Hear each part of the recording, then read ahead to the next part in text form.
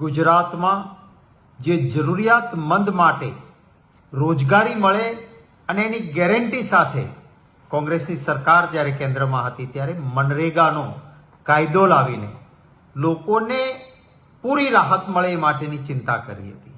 ભારતીય જનતા પાર્ટીએ આ મનરેગાના માધ્યમથી જરૂરિયાતમંદ લોકોને પૈસા મળે એના બદલે કરોડો રૂપિયાનો ભ્રષ્ટાચાર શરૂ કર્યો છે. આજે સંસદમાં રાજ્યસભામાં મારો એક આ પ્રશ્ન હતો અને આ પ્રશ્નના જવાબમાં કેન્દ્ર સરકારે સ્વીકાર્યું છે કે ગુજરાતમાં મનરેગામાં મોટા પાયે ભ્રષ્ટાચાર ચાલી રહ્યો છે. દાહોદમાં જ ત્રણ અધિકારીઓએ ભ્રષ્ટાચારની એફઆઈઆર પોલીસ ફરિયાદ દાખલ કરવી પડી છે. આ દાખલ કરનારા એ સરકારના જવાબદાર અધિકારીઓ છે.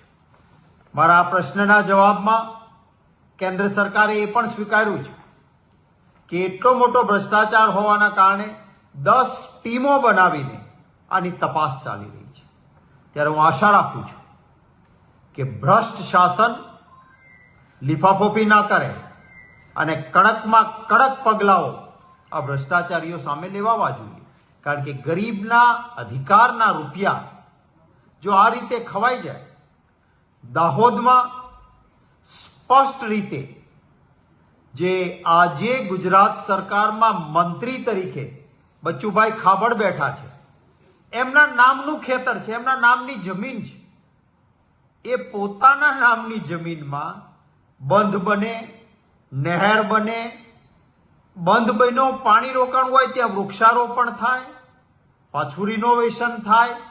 એક નાના પોતાની માલિકીના જમીનના ટુકડાઓમાં અનેક વર્ક ઓર્ડર અપાવીને રૂપિયા ખવાઈ જાય અને છતાં ગુજરાતમાં મંત્રી તરીકે ચાલુ રહે.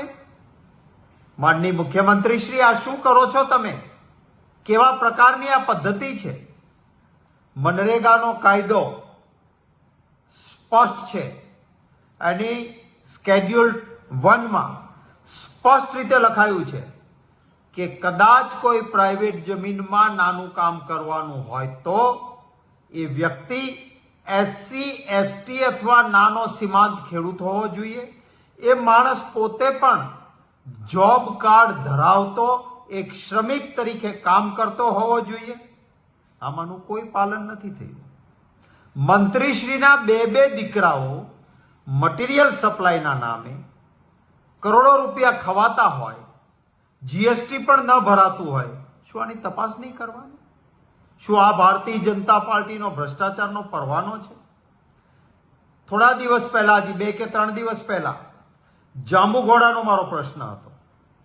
એમાં પણ સ્વીકારાયું છે મોટા પાયે ભ્રષ્ટાચાર. મને આંકડો આપવામાં આવ્યો. કાયદો સ્પષ્ટ કહે છે મનરેગાનો કે મટીરિયલ અને રોજગારી એમાં 60% અને 40%નું ધોરણ જળવાવું જોઈએ. જાંબુઘોડામાં આ ધોરણ નેવે મુકાયું. માને 60% મજૂરોને અને 40%નું મટીરિયલ એમ નહીં, મજૂરોને ચૂકવાતા કરતા અનેક ગણા વધારે કરોડો રૂપિયા મટીરિયલ સપ્લાયના નામે ખવાઈ ગયા છે. હું આશા રાખું છું કે ગુજરાતના મુખ્યમંત્રી શ્રી, આપ તો સરપંચોને ધમકાવીને કહો છો કે ભ્રષ્ટાચાર નહીં ચાલે, તો તમારા મંત્રીઓને તમારા મોટા માથાઓ સરપંચ તો કેટલું કરે? તમારા મનરેગામાં કરોડોનો ભ્રષ્ટાચાર છે.